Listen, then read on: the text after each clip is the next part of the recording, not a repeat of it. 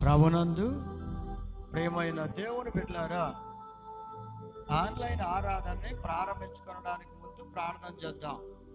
స్తోత్రం తండ్రి, పరిశుద్ధుడైన దేవుడు, సర్వలోకానికి అధికారిని, అధిపతివి, గొప్ప దేవుడు అయిన దేవుడు నాయన, మీ స్తోత్రం చెల్లిస్తున్నాం. మీ దివ్యమైన వాక్కులు బిడ్డలు వినడానికి ఆశతో ఎదురు చూస్తున్నారు. వారందరి జీవితాల్లో మీ కృపను నింపమని ప్రార్థన చేస్తున్నాను తండ్రి. ఏ బిడ్డకు, ఏ హృదయానికి ఏ వాక్యం అవసరమో అట్టి పరలోక సంగతులను బయలుపరిచి మీరు మాట్లాడి దర్శించి మీ గొప్ప నామమునకు మహిమ, ఘనత, ప్రభావాలు తెచ్చుకోవాలి. ఈ కార్యక్రమం ప్రారంభం ముగింపు వరకు మీరు అధ్యక్షత వహించి దుష్ట శక్తుల ద్వారా పరిచి మీ సన్నిధి కాంతించి నడిపించి యేసు నామాన్ని బట్టి ప్రార్థించి అనుకుంటున్నాను. ఆమేన్.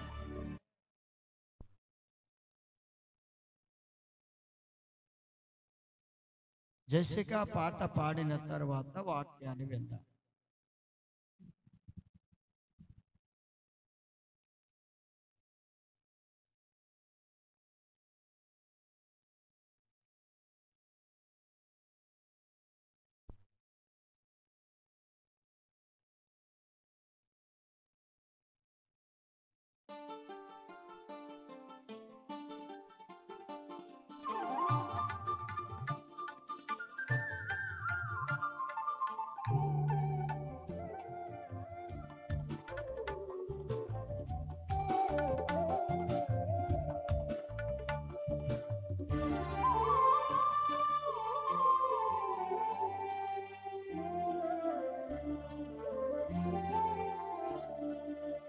తల్లి ప్రేమ కన్నా తండ్రి ప్రేమ కన్నా ఉన్నతమైనది యేసుని ప్రేమ. తల్లి ప్రేమ కన్నా తండ్రి ప్రేమ కన్నా ఉన్నతమైనది యేసుని ప్రేమ. యేసుని ప్రేమ, నా యేసుని ప్రేమ, యేసుని ప్రేమ, నా యేసుని ప్రేమ, యేసుని ప్రేమ, నా యేసుని ప్రేమ, యేసుని ప్రేమ, నా యేసుని ప్రేమ. తల్లి ప్రేమ కన్నా తండ్రి ప్రేమ కన్నా ఉన్నతమైనది యేసుని ప్రేమ.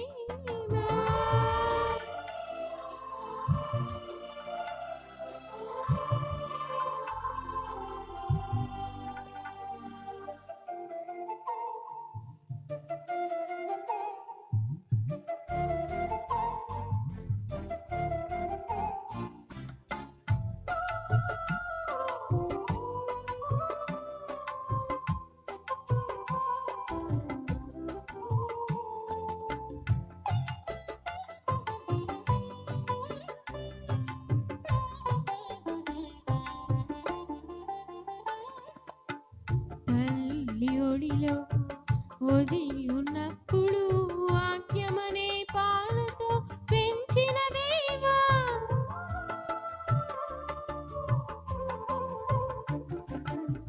ముల్ల పొదలో చిక్కి ఉన్నప్పుడు వెదకి రక్షించి కాపాడిన తండ్రి, నీ ప్రేమకు హద్దులెవరు వేయగలరు యేసయ్యా. వేవేల దోలతో కొనియాడెదనయ్యా, నీ ప్రేమకు హద్దులెవరు వేయగలరు యేసయ్యా. వేవేల దోలతో కొనియాడెదనయ్యా, వేవేల దోలతో కొనియాడెదనయ్యా.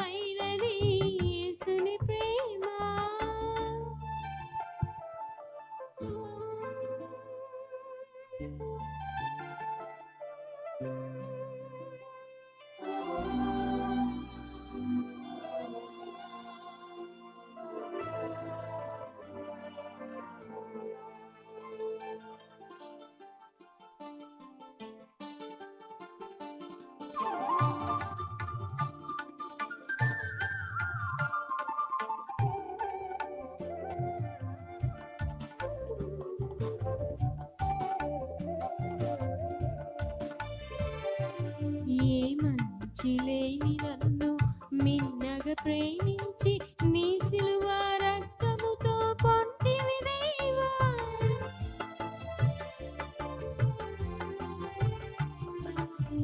లోక ప్రేమలన్నీ నీటి మూటలవగా శాశ్వత ప్రేమతో పెంచిన దేవా. నీ ప్రేమను నేనెలా వర్ణింతునయ్యా, ఏమిచ్చి నీ రుణం నే తీర్చెదనయ్యా. నీ ప్రేమను నేనెలా వర్ణింతునయ్యా, ఏమిచ్చి నీ రుణం నే తీర్చెదనయ్యా. ఏమిచ్చి నీ రుణం నే తీర్చెదనయ్యా. తల్లి ప్రేమ కన్నా తండ్రి ప్రేమ కన్నా ఉన్నతమైనది యేసుని ప్రేమ. తల్లి ప్రేమ కన్నా తండ్రి ప్రేమ కన్నా ఉన్నతమైనది యేసుని ప్రేమ. యేసుని ప్రేమ, నా యేసుని ప్రేమ, యేసుని ప్రేమ, నా యేసుని ప్రేమ, యేసుని ప్రేమ, నా యేసుని ప్రేమ, యేసుని ప్రేమ, నా యేసుని ప్రేమ. తల్లి ప్రేమ కన్నా తండ్రి ప్రేమ కన్నా ఉన్నతమైనది యేసుని ప్రేమ. హల్లెలూయా.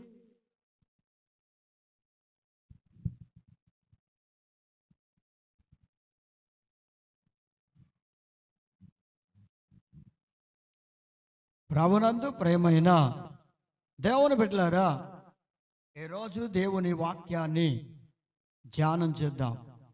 సమూయేలు మొదటి గ్రంథం 18వ అధ్యాయము 1వ వచనం. యోనాతాను హృదయం దావీదు హృదయముతో కలిసిపోయెను. యోనాతాను దావీదును తనకు ప్రాణ స్నేహితునిగా భావించుకొని అతన్ని ప్రేమించెను. ప్రేమైన దేవుని బిడ్డలారా, యోనాతాను రాజకుమారుడు, సౌలు రాజకుమారుడు, ఇజ్రాయేలు దేశాన్ని పరిపాలన చేస్తున్న సౌలు రాజకుమారుడు. సౌలు తర్వాత ఆయనే రాజ్యానికి వారసుడు. అయితే ప్రేమన్న దేవుని బిడ్డలారా, దావీదు ప్రాణానికి తెగించుకొని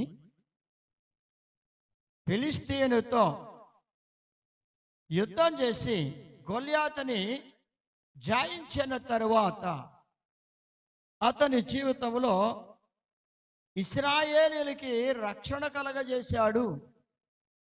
దావీదు ప్రాణానికి తెగించుకుని అని యోనాతాను సౌలు మీద ప్రేమ పెంచుకొని యోనాతాను యొక్క హృదయం చూడండి, దావీదు మీద ప్రేమ పెంచుకొని దావీదుతో హృదయం కలిసిపోయింది. దావీదుతో హృదయము యోనాతాను హృదయం కలిసిపోయింది. ప్రేమన దేవుని బిడ్డలారా, ఎలా కలిసిపోయిందంటే పెనవేసుకుపోయిందంట. ఈ స్నేహం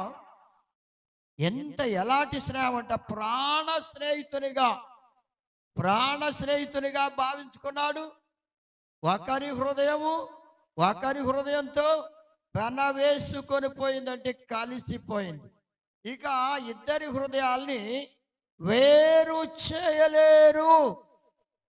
అంత ఎక్కువగా యోనాతాను హృదయము దావీదు హృదయంతో కలిసిపోయిందండి. చూడండి ప్రేమనొద్దామని బిడ్డలారా, ఈ ప్రేమ స్నేహంగా మారిపోయింది. ఎంత ప్రాణ స్నేహితునిగా భావించుకున్నాడు. పెదవుల నుండి వచ్చే మాటలతో కూడిన స్నేహం కాదు ఇది. హృదయాలలో స్నేహం, హృదయాల్లో వచ్చిన స్నేహం అంటే ప్రేమనొద్దామని బిడ్డలారా. ఈనాడు స్నేహితులు అనేక మంది స్నేహాలు చేస్తూ ఉంటారు. ఒకరితో స్నేహం చేసి కొన్ని రోజులు చేస్తారు, మరలా వారితో స్నేహం ఆపేసి మరొకరితో స్నేహం చేస్తూ ఉంటారు. అంటే స్నేహం నిజమైన స్నేహితుడిగా, ప్రాణ స్నేహితుడిగా భావించుకొనకపోవడం వల్లే స్నేహాలు మారిపోతూ ఉన్నాయి. ఈ లోకములో మానవులు అలా స్నేహాలు చేస్తూ ఉన్నారు. కానీ యోనాతాను చేసిన స్నేహం దావీదుతో ఎలా ఉందంటే, ప్రేమనొద్దామని పెట్టారా, ప్రాణ స్నేహితునిగా భావించుకొని హృదయం అతని హృదయంతో కలిసిపోయింది, దావీదు హృదయంతో కలిసిపోయింది. నిజమైన స్నేహితుడు, ప్రాణ స్నేహితుడు యోనాతాను. కనుక ప్రేమనొద్దామని పెట్టారా, అతనిని గూర్చి మనం దేవుని వాక్యంలో వింటే సమూయేలు మొదటి గ్రంథం 23వ అధ్యాయము 16-17 వచనాల్లో చూస్తే అంటున్నాడు, దావీదుతో యోనాతాను అంటున్నాడు, ఎందుకంటే దావీదుని సౌలు రాజు చంపేయాలి, దావీదు బ్రతికి ఉంటే నా రాజ్యము నా తర్వాత యోనాతానికి రాదు, నా కుమారులకు రాదు అని ఆయనకు భయం వచ్చి ఏం చేస్తున్నా అంటే దావీదును చంపాలనే ఆలోచనతోనే ఉండిపోయాడు. అయితే యోనాతాను అంటున్నాడు దావీదుతో, నీవు భయపడద్దు, నీవు ఇశ్రాయేలీయులకు రాజవగుదువు, నేను నీకు సహకారినవుదును అని దేవుని బట్టి దావీదును బలపరిచెను. చూడండి, ఈయన వారసుడయ్యుండి కూడా ప్రేమనొద్దామని పెట్టారు. ఏమంటున్నాడో చూడండి, తన వారసత్వాన్ని కూడా, రాజుగా అవ్వాల్సిన వారసత్వాన్ని కూడా ఆయన ఏం చేశాడంటే ఒడిచిపెట్టేసి అతను ప్రేమించిన ప్రేమను బట్టి ప్రాణ స్నేహితునిగా భావించుకుని అతనికే రాజ్యాన్ని స్థిరపరచాలని అతనితో మాట్లాడుతున్నాడు. దేవుణ్ణి బట్టే నీతో నేను మాట్లాడుతున్నానని, నీవే రాజు అవుతావు, ఇశ్రాయేలులందరికీ రాజువు నీవే అవుతావు, నేను నీకు ఎలా ఉంటాను అంటే, మరి చూడండి ప్రేమనొద్దామని పెట్టారు ఏమని చెప్తున్నాడండి, చాలా చక్కని సంగతి చెప్తున్నాడు. సహకారిగా ఉంటానంటే, నేను నీకు సహకారిగా ఉంటాను. నా ప్రియ దేవుని బిడ్డలారా, తాను ఎంత త్యాగం చేస్తున్నాడో చూడండి. ఇశ్రాయేలు ప్రజలకు రాజు కావలసిన వాడు దావీదును ప్రాణ స్నేహితుడిగా భావించుకున్న యోనాతాను ఎంత చక్కని మాట చెప్తున్నాడో చూడండి. ఇదే నిజమైన స్నేహితుడు, ప్రాణ స్నేహితుడికి ఉన్న గొప్ప ప్రేమ. అలాగే ప్రేమైన దేవుని బిడ్డలారా, అతను నీవే రాజువని ముద్ర వేస్తున్నాడు. యోనాతాను దావీదుని నీవే రాజు అవుతావని ముద్ర వేస్తున్నాడు రాజని. అలాగే ప్రేమను దేవుని బిడ్డలారా, ప్రభు అయిన యేసు క్రీస్తు వారు నిజమైన స్నేహితుడు, ఆ మహాదేవుడు పరలోక సుఖభాగ్యాన్ని విడిచిపెట్టకూడని సుఖాన్ని కూడా ఆయన విడిచిపెట్టి నీతో స్నేహం చేయాలని, నిన్ను ఆయన బిడ్డగా చేసుకోవాలని, నిన్ను ప్రాణ స్నేహితుడిగా భావించి నీ కొరకు శిలువ మీద బలి అయిపోయి రక్తం చెందించి ప్రాణం పెట్టాడు. ఎలాంటి ప్రాణ స్నేహితుడు ప్రభు అయిన యేసు క్రీస్తు వారు. యోనాతాను వలే ప్రేమను దేవుని బిడ్డలారా, నశించిపోతున్న నిన్ను ప్రేమించి నిజమైన స్నేహితుడిగా యేసయ్య తన ప్రాణాన్ని కూడా త్యాగం చేసి ఆయన మహిమా ప్రభావములు కలిగిన రాజ్యాన్ని కూడా విడిచిపెట్టి భూమి మీదకి వచ్చి నీకోసమే ఆయన శిలువ మీద బలి అయిపోయి ప్రాణ స్నేహితుడిగా నీకోసం ప్రాణం అర్పించాడు. సోదరుడా, సోదరి, ఎంత గొప్ప ప్రేమ కలిగిన వాడు. యోనాతాను హృదయం దావీదుతో ఎలా కలిసిపోయిందో అలా దేవుని హృదయం నీ హృదయంతో కలిసిపోవాలని ఆయన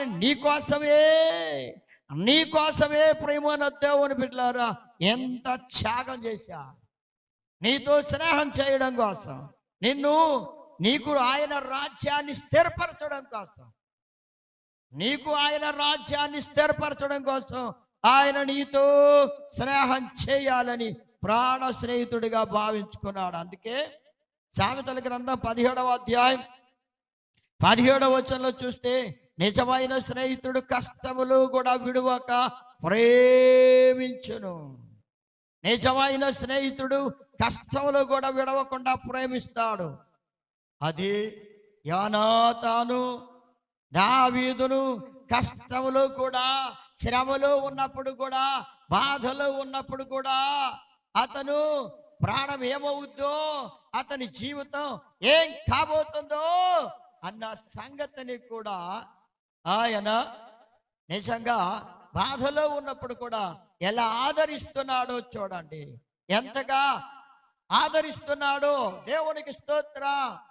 ఎంతగానో ఆదరించి అతని కష్టంలో కూడా విడవకుండా ప్రేమిస్తున్నాడు. ప్రభు అయిన యేసు క్రీస్తు వారు కూడా నీవు కష్టాల్లో ఉన్నా, బాధల్లో ఉన్నా, శ్రమల్లో ఉన్నా, శోధనలో ఉన్నా, నీవు భయంకరమైన వ్యాధంలో ఉన్నా, శోధనలో ఉన్నా, నిన్ను విడిచిపెట్టకుండా నీ కొరకు ఆయన ఇంకా ప్రేమ చూపుతూనే ఉన్నాడు. అందుకే ఆయన నిన్ను పిలుస్తూనే ఉన్నాడు. నీతో నేను స్నేహం చేయడానికే, నిన్ను నా రాజ్యములో చేర్చుకోవడానికే, నీకు రాజ్యాన్ని ఇవ్వడానికే నేను సిద్ధపడి ఉన్నానని ఆయన పరలోకము నుండి భూమి మీదకి ఆయన వచ్చింది. అందుకే ప్రేమను దేవుని బిడ్డలారా, బహు జాగ్రత్తగా ఆలోచన చేయండి. కష్టాల్లో కూడా విడవని స్నేహితుడి నిజమైన స్నేహితుడు. అలాగే ప్రేమను దేవుని బిడ్డలారా, నిన్ను కూడా ప్రభు విడవకుండా ఆయన కాపాడుతూనే ఉన్నాడు, నిన్ను ప్రేమిస్తూనే ఉన్నాడు. అందుకన్నాడు ఎఫెసీయులకు రాసిన పత్రిక 1వ అధ్యాయం 13వ వచనంలో, మీరును సత్యవాక్యమును అనగా మీ రక్షణ సువార్తను విని క్రీస్తునందు విశ్వాసముంచి వాగ్దానము చేయబడిన ఆత్మచేత మీరు ముద్రింపబడితిరి. రాజముద్ర వేశాడైనా. ఏమంటున్నాడంటే, నువ్వే రాజమవుతావని తనకు రావాల్సిన రాజ్యాన్ని కూడా వదులుకొని దావీదుకే రాజ్యము ఇవ్వబడాలని ఆయన ముద్ర వేస్తున్నాడు, నువ్వే రాజవ్వాలని. అలాగే ప్రభు అయిన యేసు క్రీస్తు వారు కూడా ఆయన యందు విశ్వాసం ఉంచిన వారికి వాగ్దానం చేసిన ఆ పరలోక రాజ్యమును దేవుడు తన ఆత్మ చేత నిన్ను ముద్రించాడు. ఆ రాజ్యమును నీకు అనుగ్రహించడానికి ఆయన నిన్ను తన ఆత్మ చేత నిన్ను కూడా ముద్ర వేశాడు, నిన్ను ముద్రించాడు. నా ప్రియమైన దేవుని బిడ్డలారా, అందుకే మరి దేవుని వాక్యంలో మనం చూస్తున్నప్పుడు అపోస్తలుడైన పౌలు భక్తుడి మీద కూడా ఆయన అంటాడు. గలతీయులకు రాసిన పత్రిక 6వ అధ్యాయం 17వ వచనంలో అంటాడు, నేను యేసు క్రీస్తు యొక్క ముద్రలు నా మీద ధరించి ఉన్నాను అంటున్నాడు. దేవుని ముద్రలు అపోస్తలుడైన పౌలు భక్తుని మీద ముద్రించబడ్డాయి అంటున్నాడు. అవును, దేవుడు ముద్రించాడు, ఆయనకు ముద్ర వేశాడు. నీకు కూడా ఆయన ముద్ర వేయడానికి సిద్ధంగా ఉన్నాడు. ఆయన రాజ్యములో చేరి ఆయనతో నీవు ఆనందించాలని, ఆయనతో నీవు సంతోషించాలని, ఆయన రాజ్యములో నీవు కూడా చేర్చబడాలని ఆయన నీకు ముద్ర వేశాడు. ప్రేమను దేవుని బిడ్డలారా, ఎందుకో తెలుసా? ఆయన సిద్ధపరిచిన రాజ్యం. మత్తయి సువార్త 25వ అధ్యాయం 34వ వచనంలో చూస్తే, మీకోసమే నేను సిద్ధపరిచిన రాజ్యమును స్వతంత్రించుకోండి అంటున్నాడు. మీకోసమే ప్రేమను దేవుని బిడ్డలారా, నీకోసమే ప్రభువు తన రాజ్యాన్ని సిద్ధం చేశాడు, దాన్ని స్వతంత్రించుకోమని చెప్తున్నాడు. అలాగే ఇంకా ప్రేమను దేవుని బిడ్డలారా, దేవుని వాక్యాన్ని జాగ్రత్తగా ఆలోచన చేయండి. పావులు చూడండి, పావులు భక్తుడు నా మీద ముద్ర ఉందంటున్నాడు. ఆ నా మీద ముద్ర ఉందని చెప్తున్నాడు. దేవుడే నీ కొరకు సిద్ధం చేశాడు. యోనాతాను దావీదుకే రాజ్యము సిద్ధపరచబడాలని ఆయన ఎంతో సహాయం చేశాడు. దావీదుకి ఆ రాజ్యము అతనికే సిద్ధపరచబడాలని ఎంత సహాయం చేశాడో చూడండి. ప్రభువు కూడా నీ కోసం సిద్ధం చేశాడు రాజ్యాన్ని. ఆయన రాజ్యాన్ని నీవు దాన్ని స్వతంత్రించుకోవాలని నీ కోసం సిద్ధపరిచాడు. ఇంత గొప్ప ప్రేమ ప్రభువు నిన్ను ప్రేమిస్తూ నిన్ను స్నేహితుడిగా చేసుకున్నాడు.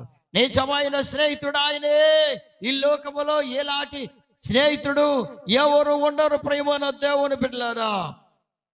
అందుకే కొరింథీయులకు రాసిన మొదటి పత్రిక 1వ అధ్యాయం 9వ వచనంలో చూస్తే, తన కుమారుని సహవాసమునకు మిమ్మును పిలిచిన దేవుడు నమ్మకమైన వాడు.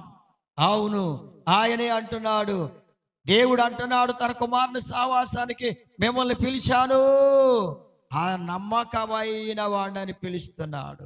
ఆయనతో స్నేహం చేయడానికి ప్రభు మిమ్మల్ని పిలిచాడు. పిలిచిన దేవుడు నమ్మకమైన వాడు. ఆయనతో మీరు సహవాసం చేయడానికి మిమ్మల్ని పిలిచాడు. దేవునికి స్తోత్రం. మీరు ఆయనతో సహవాసం చేయడానికి ఆయన మిమ్మల్ని పిలిచాడు. యోనాతాను దావీదుతో సహవాసం చేయడానికి, యోనాతాను దావీదుతో స్నేహం చేయడానికి రాజ్యాన్ని కూడా వదులుకొని ఆ రాజ్యాన్ని దావీదుకే స్థిరపరచాలని ఎంత సహకారం అందించాడో చూడండి. ఆయన శాయశక్తిలా ఆ సహకారం అందించాడు. యేసయ్య కూడా ప్రేమను దేవుని బిడ్డలారా, నీకు కూడా తన రాజ్యాన్ని సిద్ధపరచుటకు సహాయం చేస్తున్నాడు. ఎంత గొప్ప మంచి స్నేహితుడు యేసయ్య. నీవు ఆయన రాజ్యములో చేరాలని నీకోసమే ఆయన రాజ్యాన్ని సిద్ధం చేశాడు. ఆయన సిద్ధపరిచిన రాజ్యములో చేరకుండా తప్పిపోవద్దు. ఆయన మంచి స్నేహితుడిగా ఉన్నాడు నీకు. ఈ మంచి స్నేహితుడితో స్నేహం చేయగోరుతున్నావా? యోనాతాను దావీదుతో చేసిన మంచి స్నేహం వలె ప్రభు అయిన యేసు క్రీస్తు వారితో నీవు మంచి స్నేహం చేయగోరుతున్నావా? నా ప్రియమైన దేవుని బిడ్డలారా, చూడండి, స్నేహితుల్లో కూడా సహోదరుని కంటే ఎక్కువగా హత్యుండు స్నేహితుడు ఉన్నాడు. సామెతల గ్రంథం 18వ అధ్యాయం 24వ వచనంలో, అలాగే యోనాతాను దావీదును హత్తుకున్న స్నేహితుడు అండి. అట్లా యేసయ్య కూడా నిన్ను హత్తుకున్న నిజమైన స్నేహితుడమ్మా, నిజమైన స్నేహితుడు బాబు. అందుకే తన రాజ్యమును, పరలోక రాజ్యమును కూడా వదులుకొని ఈ భూమి మీదకి వచ్చి నీకోసమే శిలువ మీద బలి అయిపోయి రక్తం చిందించింది. అందుకే ఆయన రాజ్యాన్ని నీకు సిద్ధపరచాలని నీతో స్నేహం చేసిన వాడు ఆయనే. ఇలాంటి స్నేహితుడు ఇంకెక్కడ ఉండడు. ప్రాణాన్ని తెగించుకొని, ప్రాణాన్ని నీ కోసం అర్పించి ప్రాణ స్నేహితుడిగా ఉన్నాడు సోదరుడా. అందుకే దేవుని వాక్యంలో చూస్తుంటే, సామెతల గ్రంథం 22వ అధ్యాయం 11వ వచనంలో చూస్తే, హృదయ శుద్ధిని ప్రేమించుచు జాయగల మాటలు పలుకు వానికి రాజు స్నేహితుడగును. హృదయ శుద్ధిని ప్రేమించాలి, దయగల మాటలు పలకాలి. అలా పలికితే అటువంటి వాడు రాజుకు స్నేహితుడు అవుతాడు. యేసు రాజుకి నీవు స్నేహితుడు అవ్వాలంటే నీవు హృదయ శుద్ధి కలిగి ఉండాలి. ప్రేమన్న దేవుని బిడ్డలారా, హృదయ శుద్ధి కావాలి. అందుకే మత్తయి సువార్త 5వ అధ్యాయం 8వ వచనం అన్నాడు, హృదయ శుద్ధి గలవారు ధన్యులు, వారు దేవుని చూస్తారన్నారు. ప్రేమన్న దేవుని బిడ్డలారా, నీవు దేవుని చూడాలి, ఆయనతో నీవు స్నేహం చేయాలి అంటే ఆయన నీతో స్నేహం చేయడానికి ఇష్టపడుతున్నాడు. నిన్ను ప్రేమించి నీతో స్నేహం చేయడానికి హృదయ శుద్ధి కలిగి ఉండాలి. నీవు హృదయ శుద్ధి కావాలి సోదరి సోదరుడా. మా పై మాటలు చెప్పడం కాదు, దేవుడు అంటే నాకు ఎంతో ప్రేమని చెప్పడం కాదు. హృదయపూర్వకంగా దేవుణ్ణి ప్రేమించు, హృదయ శుద్ధి కలిగి ఉండు. ఆయనతో నీవు స్నేహించేస్తే నీవు ఆయనకి స్నేహితుడు అవుతావు. ఆయన నీకు మంచి స్నేహితుడు. అలాగే ప్రేమనొద్దామని బిడ్డలారా, సామెతల గ్రంథం 27వ అధ్యాయం 6వ వచనంలో చూస్తే, మేలు చేయగోరి మేలును కోరి స్నేహితుడు గాయములు చేయను, పగవాడు లెక్కలేని ముద్దులు పెట్టును. నిజంగా నీకు మేలు చేసే స్నేహితుడు ఎవరైనా నీకు గాయాలు చేసినట్టే ఉంటుంది అతని మాటలు. ఒకవేళ మాటల్ని గాయాలు చేసినట్టున్నా, నీవే తప్పుదారిలో ఉన్నావో, ఏ మోసపు జీవితంలో ఉన్నావో, ఏ అపవిత్రతలో ఉన్నావో, చెయ్యకూడని రీతిలో చేస్తున్నావో, నీకు తెలియక తెలిసి ఆవేశంలో, కోపంలో, ద్వేషంలో నీ ఇష్టానుసారంగా నడవడానికి నీవు సిద్ధపడుతున్నావో, అలాంటి సమయంలో కూడా ఆ మహాదేవుడు ఏం చేస్తున్నాడంట? నా ప్రేమ దేవుని బిడ్డలారా, ఆయన నిన్ను ప్రేమిస్తూనే నిన్ను సరైన మార్గంలో నడపాలని ఆయన మాట్లాడే మాటలు నీకు గాయాల్లా ఉండొచ్చు. అలా నిజమైన స్నేహితుడు అలా ఉంటాయి. అతని మాటలు కఠినంగా ఉంటాయి. అయినా సరే నీకు బుద్ధి కలగడం కోసమే, నీకు మేలు కలగడం కోసం. పగవాడైతే ముద్దులు పెట్టుకుంటాడు, అబ్బా మీరు ఎంత మంచివారని పొగుడుతాడు. ఇస్కరియోతు యోధా కూడా యేసు ప్రభు వారిని ముద్దులు పెట్టుకుని అప్పగించాడు. జాగ్రత్త ప్రేమ దేవుని బిడ్డలారా, ఎంత భయంకరమైన పరిస్థితి. కనుక ప్రేమ కలిగి మేలు చేసే స్నేహితుడు గాయాలు చేసినట్టుంటాయి వారి మాటలు. అయినా నీకు మేలే, నీవు లోబడితే ధన్యుడు అవుతావు. యోహాను సువార్త 15వ అధ్యాయం 13, 14, 15 వచనాల్లో చూస్తే, స్నేహితుల కొరకు ప్రాణం పెట్టేవాని కంటే ఎక్కువ ప్రేమ కలిగిన వాడు ఎవడున్నాడు? ప్రభు అయిన యేసు క్రీస్తు వారు తన స్నేహితులుగా నిన్ను నన్ను అందరినీ ప్రేమించి ఆయన తన ప్రాణాన్ని పెట్టాడు. ఇలాంటి ప్రాణ స్నేహితుడే ప్రభు అయిన యేసు క్రీస్తు వారు. నీ కోసం ప్రాణం పెట్టిన యేసయ్యను నీవు ప్రేమించడానికి ఇష్టపడుతున్నావా? ఆలోచించుకో.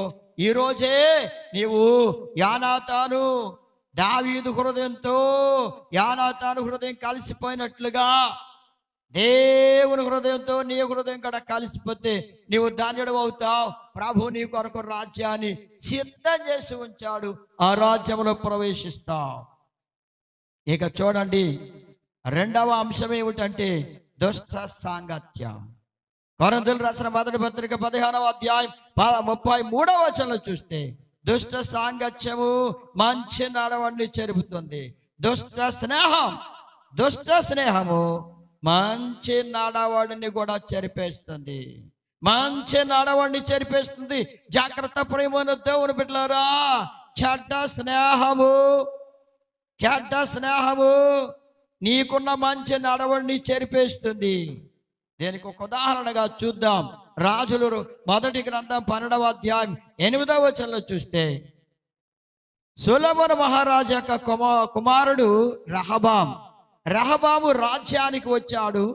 రెహబాము రాజ్యానికి రాగానే ప్రారంభంలోనే ఆయన సింహాసనం అధిష్ఠించిన వెంటనే అతను స్నేహితులు వచ్చి అతనికి చెప్పిన సలహాలు విని, పెద్దలు చెప్పిన ఆలోచనని నిర్లక్ష్యం చేశాడు. ఎప్పుడైతే పెద్దలు చెప్పిన ఆలోచనని నిర్లక్ష్యం చేశాడో, స్నేహితులు చెప్పిన మాటల్ని విని, ఎలాంటి స్నేహితులు? దుష్ట సాంగత్యం. అది మంచి స్నేహితులు కాదు.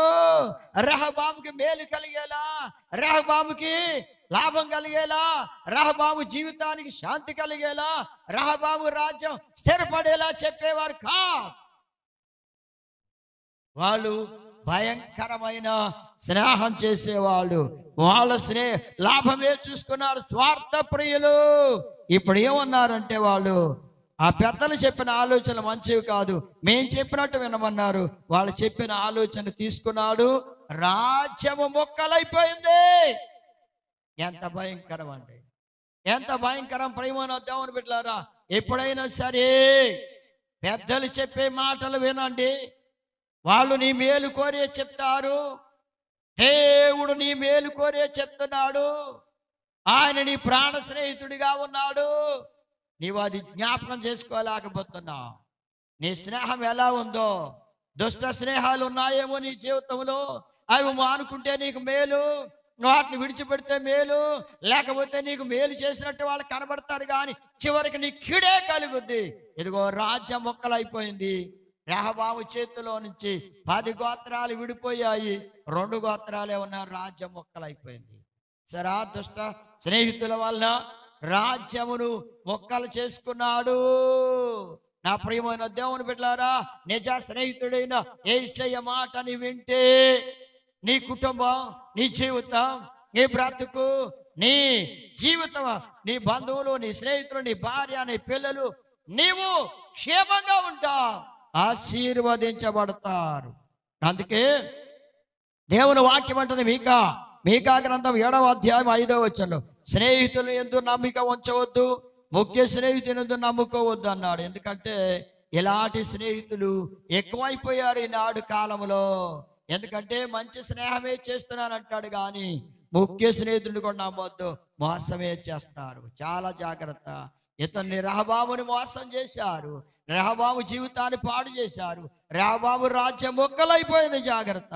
అందుకే సామెతల గ్రంథం 22వ అధ్యాయం 24వ వచనంలో చూస్తే, కోపచిత్తునితో సావాసం చేయొద్దు. అయ్యా, కోపంతో ఉన్న వాళ్ళతో స్నేహం చేయొద్దు. వాళ్ళ కోపం నీకు వస్తుంది, నీ కుటుంబం పాడైపోద్ది, నీ జీవితం పాడైపోద్ది, నీ బ్రతుకు పాడైపోద్ది. అలాంటి వారితో స్నేహం చేసి కోపాన్ని నేర్చుకోవద్దు. సహనాన్ని కలిగి శాంతాన్ని తెచ్చుకొని, దేవుడు శాంతం కలిగిన వాడు, ఇదిగో నీ రాజు శాంతం కలిగిన వాడు, సాత్వికుడు, దీర్ఘ శాంతం కలిగిన వాడు. అలాంటి యేసు ప్రభువే నీ స్నేహితుడు. ఆయనే నిజమైన స్నేహితుడు, నీ ప్రాణ స్నేహితుడు. నీ కోసమే ప్రాణం పెట్టాడు. ఆయనలో ఉన్న శాంతాన్ని తెచ్చుకొని, ఆయనలో ఉన్న శాంతాన్ని కలిగి నీవు ఆయనతో స్నేహం చేసి నీవు జీవిస్తే నీ కుటుంబం కట్టబడుతుంది, నీ జీవితం బాగుపడుతుంది, నీ బ్రతుకులో నెమ్మది, శాంతి వస్తుంది. అందుకే యోనాతాను హృదయము దావీదు హృదయంతో కలిసిపోయినట్లుగా నీవు నీ హృదయం ప్రభు హృదయంతో కలిసిపోతే నీవు ధన్యుడు అవుతావు. నిత్య రాజ్యము నీకు స్థిరపరుస్తాడు ప్రభు. ఆ రాజ్యాన్ని నీకు స్థిరపరుస్తాడు. ఆయన రాజ్యంలో చేరి ఆనందిస్తావు. దేవుడి వాక్యం దీవించు గాక. ఆమేన్. ప్రేమైన దేవుని బిడ్డలారా, ప్రార్థన చేద్దాం. స్తోత్రం నాయన, స్తోత్రం. పరమ తండ్రి, మీ దివ్యమైన వాక్యములు నాయన మీరు అందింపచేశారు. మీ వాక్యము నీ బిడ్డలతో మీరు మాట్లాడారు. అందుకు మీ స్తోత్రం. మీ వాక్యాలు నీ బిడ్డల హృదయాల్లో ఫలింపచేయండి. అనేక ఆత్మల్ని రక్షించండి. వారి జీవితాలు శాంతి, సమాధానం, నెమ్మది కలిగించండి. నిజమైన స్నేహితుడైన యేసయ్య మీతో స్నేహం చేసేవారిగా బిడ్డలందరినీ సిద్ధం చేసి ఆత్మలను రక్షించండి. సమాధానం, శాంతి బిడ్డలకు అనుగ్రహించండి. ఆత్మానందం దయచేసి మహిమ పొందమని గ్రామాన్ని, రాష్ట్రాన్ని, దేశాన్ని, నాయకుల్ని కాపాడి దీవించండి. వాక్యం విన్న బిడ్డలందరినీ ఆశీర్వదించి దీవించండి. యేసు నామమును బట్టి ప్రార్థించి వాడుకొనుచున్నాను. ఆమేన్. మన తండ్రి అయిన దేవుని ప్రేమ, ప్రభు అయిన యేసు క్రీస్తు వారి కృప, పరిశుద్ధాత్మ సహవాసం బిడ్డలందరికీ సదాకాలం తోడై నడిపించను గాక. ఆమేన్.